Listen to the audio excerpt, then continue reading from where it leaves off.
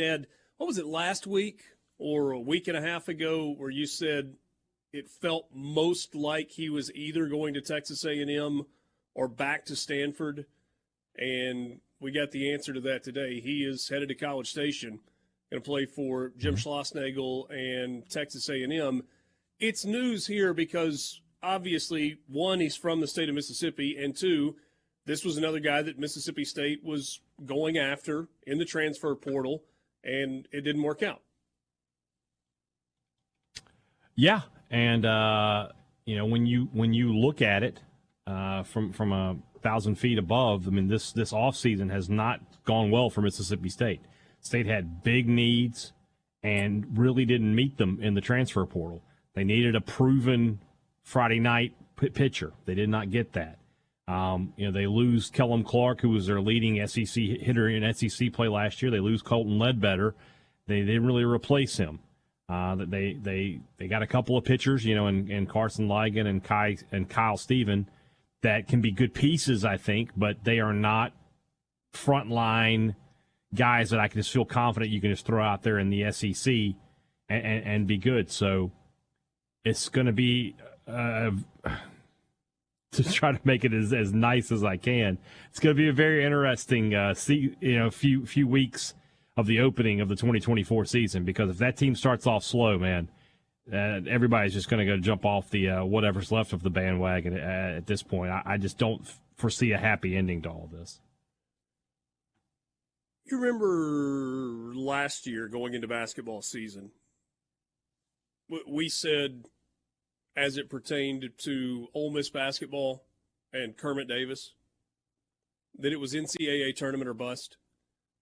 And I was led to believe that Keith Carter had a conversation with Kermit Davis that was along those lines. I don't know if it was spelled out directly, but that in their off-season conversations and in making the decision to bring him back for another year, there were expectations that were laid out that were very clear, that Ole Miss needed to take a big step forward in basketball.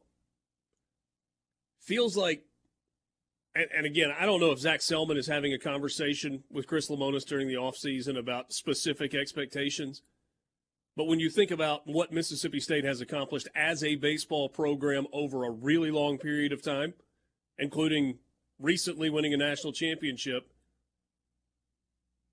this is kind of a postseason or bust year for Mississippi State and Chris Lemonis. I don't think I'm overstating that. I think you're understating it. Okay. This is Mississippi State baseball.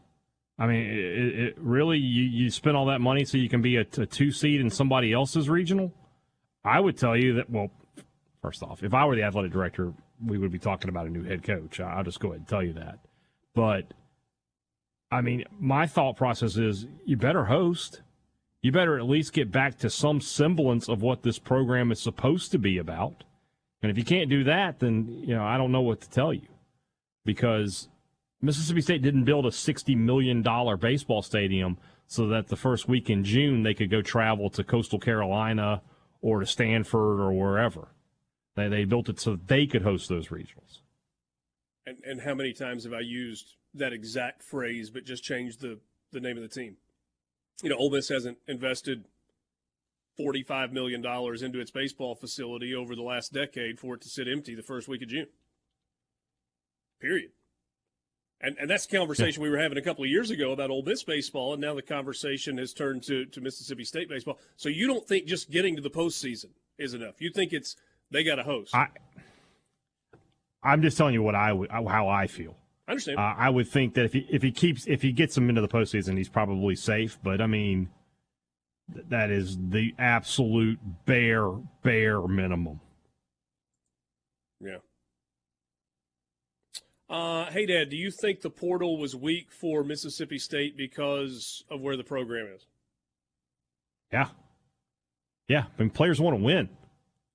Luke Holman wanted to go to LSU because they just won a national title.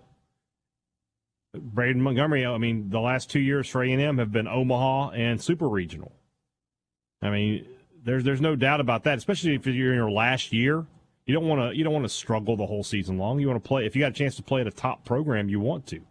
Yeah. And Mississippi State right now can't promise you that. Chase in Columbus, forget the postseason. If they're not a top 25 level program by mid-April, there will be a change made. Okay. I don't know about that. I don't know if they would go mid-season like that. Maybe so. We got a message saying that, I'm paraphrasing here, but that they didn't like or didn't think that Mississippi State handled the recruitment in the transfer portal of Braden Montgomery very well. Can you shine any light on that? Shed any light? I just don't think Braden Montgomery wanted to be at Mississippi State. Okay. I just don't think that was the case. State didn't really recruit him very hard out of high school. Maybe he held a grudge for that. I don't know, but throughout this process, it never really. I mean, he never even visited. I mean, he's never come to campus for an official visit. So I don't know why you would think that he was going to end up at Mississippi State. I stopped thinking that. I know that was like a heavy rumor even before he entered the portal. And then when he entered the portal, there was like there was some juice. Okay, well, this is going to happen. But I felt like it petered out pretty quickly, and that he was always looking to go elsewhere. And I don't think Ole Miss was ever in it. When he went into the portal at the beginning, there were Ole Miss fans who immediately, go get him. I mean, as anytime any good player comes in and you got a good program, anybody's going to say that about a star player. Go get this guy. Could be a difference maker. I read somewhere, and I don't know if this is rooted in fact or it's just some opinion that somebody had, that when Mike Bianco was the manager of Team USA, Braden Montgomery did not make the national team, and maybe that led to frustration. I don't know. I mean, who knows? Yeah. But to go back to your overriding point, for whatever reason, Ole Miss was never a candidate for him. And it feels like Mississippi State was only one to some Mississippi State people. That, to Braden Montgomery, they were not really a candidate. Yeah. Could very well be the case. And I'm sure it was an attractive NIL situation at Texas A&M. That's a good program, too.